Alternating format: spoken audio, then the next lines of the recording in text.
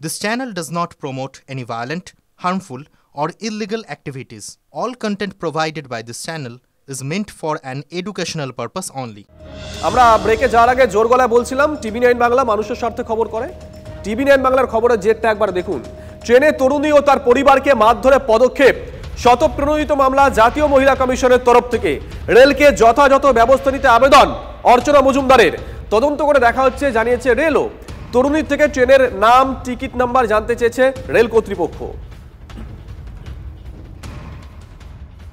এই ঘটনা শুধু বিচলিত করে না, এই ঘটনা প্রমাণ করে ল এন্ড অর্ডার কোন জায়গায়। আমাদের সরকার, পুলিশ, প্রশাসন, রেলওয়ে তারা কি কাজ করতে পারছে, কেন আজকে এই ঘটনা ঘটলো এবং দোষীরা বেরিয়ে গেল, তাদের কিছু করা গেল না।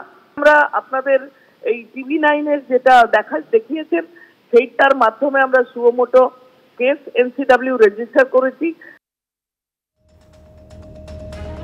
টিভি9 বাংলার খবরের পরই পদক্ষেপ জাতীয় মহিলা কমিশনের। খবর তুলে ধরার জন্য টিভি9 বাংলাকে ধন্যবাদ আক্রান্তের। বিচার পাবেন কিনা সংশয় তরুণী। আমি প্রথমত টিভি9 বাংলাকে আমি অনেক ধন্যবাদ জানাই জিনিসটাকে পুরোপুরি তুলে ধরার জন্য, এটাকে পাবলিক করার জন্য, যাতে প্রত্যেকটা মানুষ এটা দেখতে পাচ্ছে। এখানে দেখার পরেই ওনারা ভয়ে আমায় কল করছে, যেহেতু আমি নৈহাটি পুলিশকে ব্লেম করেছিলাম যে ওনারা কোনো সেই মোমেন্টে পদক্ষেপ নেয়নি। ওনারা চাইলে অনেক কিছুই করতে পারতো।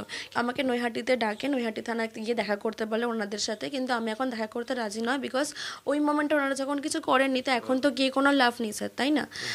এখনও অবধি আমি কোনো রকম কোনো বিচার পাইনি, কিচ্ছু হয়নি। আমাকে থানা থেকে অনলি ডেকেছে, আর কোনো কোথা থেকে কল আসেনি।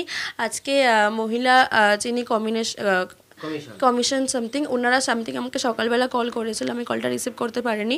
টিকিট নাম্বার এইসব চাইছে, বাট এখন অবধি আমার মনে হচ্ছে না যে আমি কোনো রকম কোনো জাস্টিস পাবো বা কিছু হবে, কারণ এতক্ষণ কেটে গেছে, এতটা টাইম চলে গেছে, এখন অবধি কোনো স্টেপ নেওয়া হয়নি।